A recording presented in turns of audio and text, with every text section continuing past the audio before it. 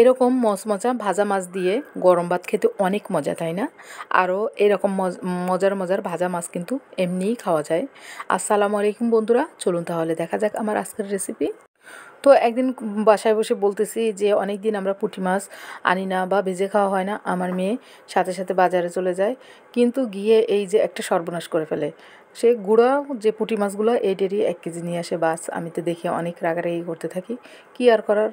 তো কুটা কাটা বেছে নেওয়ার পরে এই যে মাছগুলো হলুদ লবণ মরিচ মাখিয়ে ভেজে নিই একটু মশমশা করে। যে বলি যে এগুলো ঠিক আছে, একটু গরম ভাতের সাথে খেয়ে নিব, তারপরে যা থাকে এমনি খালিই খেয়ে নিব। তো মাছগুলা আমি খুব মানে মশমশা করে ভেজে নেই। তো দুপুরে রান্নার জন্য চলে যাই এই আর কি। তো এইখানে কিন্তু লাউ শাক নিয়েছি, 1 আঁটি লাউ শাক 50 টাকা, যেখানে 1 আঁটি লাউ শাক কিন্তু 20 টাকায় পাওয়া গেছে। তো এখন আর এরকম পাওয়া যায় না, অনেক ঘ্যানর ঘ্যানর প্যানর প্যানর করে পরে এই লাউ শাকের আটিটা নিয়ে আসি, কিন্তু খুব ফ্রেশ এবং হচ্ছে কি শাক বেশি থাকে, তার জন্য আমি নিয়ে আসি। যাই হোক, কুটে কাটে বেছে নিয়ে ধুয়ে তারপরে আমি শাকটা চুলায় বসিয়ে দিই। তো কিছু কাঁচামরিচ ফালিয়ে আর লবণ দিয়ে একটু ঢেকে দেই, সাথে কিন্তু একটা আলু ছোটো ছোটো করে কেটে দিয়েছি, যেহেতু আজকে শাক বেশি আছে।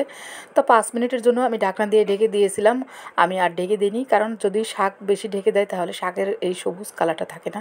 দেখুন একবারে যে মানে টকটকে যে গ্রিন কালারটা, সেই কালারটাই রয়ে গেছে। তো আমি আর বেশি ঢেকে দিইনি, 5 মিনিটই ঢেকে দিয়েছিলাম যাতে একটুখানি সিদ্ধ হয়। তারপরে সিদ্ধ করে নেওয়ার পরে এই যে বাগার দেওয়ার জন্য আমি প্যানে দিয়ে দিলাম 2টা শুকনো মরিচ, দিয়ে দিলাম কিছু পেঁয়াজ কুচি। পেঁয়াজটা একটুখানি ভেজে নিয়েছি, তারপরে আমি এখানে দিয়ে দিই 3-4 কোয়ার মতন রসুন কুচি। তো এই পেঁয়াজ রসুনটাকে আমি একবারে একটু মানে লাল লাল করে ভেজে নিই। আর বাগারে কিন্তু এরকম লাল লাল করে ভেজে না নিলে ঘ্রাণ আসে না। তো এরকম ভেজে নেওয়ার পরে আমি সিদ্ধ শাকটা এর ভিতরে দিয়ে দিই। শাকটা কিন্তু আমি আর একবারও ঢাকি না, ওই একবারই ডেকে নিই। তো শাকটা এখানে দিয়ে খুব নেড়ে নেড়ে নেড়ে নেড়ে আমি একটু ভেজে ভেজে নিই, যাতে এর ঘ্রাণটা, যে রসুন পেঁয়াজ ভাজার যে ঘ্রাণটা শাকের ভিতর চলে আসে। আর তেলটাও একটু বেশি হয়ে গেছে, তার জন্য আমি একটু 2-1 মিনিট বেশি একটু শাকটা ভেজে নিই। শাকটা আমার ভাজা শেষ, এখন আমি শাকটাকে একটা বাটিতে তুলে নিচ্ছি। চলে যাব আমি আর একটা রান্নার জন্য। আজকে দুপুরেই কিন্তু আমার এই আয়োজনগুলো ছিল। আমি এখানে কচুর গাঁঠি যে বলে, ওই গাঁঠিটা সিদ্ধ করে নিয়েছিলাম। সিদ্ধ করে নিয়ে আমি এখন খুন্তি দিয়ে কড়াইয়ের ভিতর দিয়ে একটু থেতে করে নিতেছি। এই যে থেতো করে নেওয়ার পরে এইখানে আমি দিয়ে দিব পরিমাণ মতো পানি।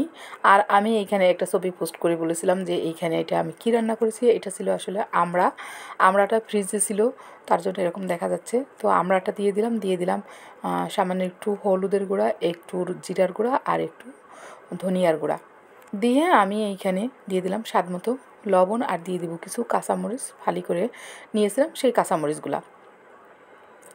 এখন আমি খুন্তি দিয়ে নেড়ে দিব সমস্ত উপকরণগুলো।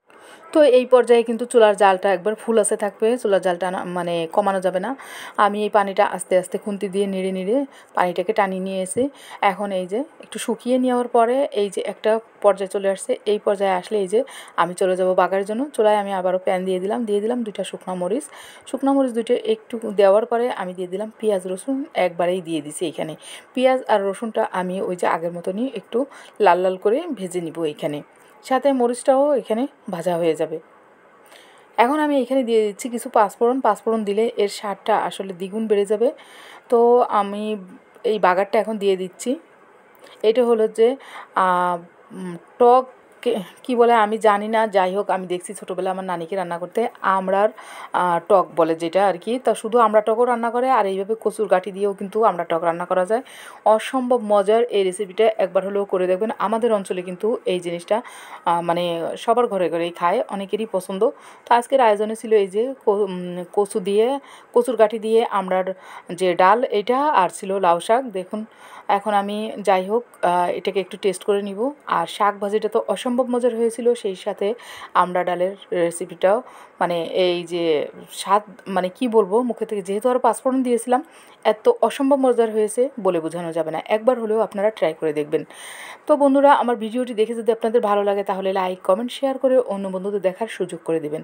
এমন মজার মজার নতুন নতুন রেসিপি দেখতে হলে ভালোবেসে আমার পাশে থাকবেন। আপনাদের সহযোগিতা এবং উৎসাহ অনুপ্রেরণা সাথে ভালোবাসা পেলে ইনশাল্লাহ সামনের দিকে এগিয়ে যাব। আপনারা সুস্থ থাকবেন, ভালো থাকবেন। আবারও নতুন ভিডিও নিয়ে চলে আসবো। আল্লাহ হাফেজ।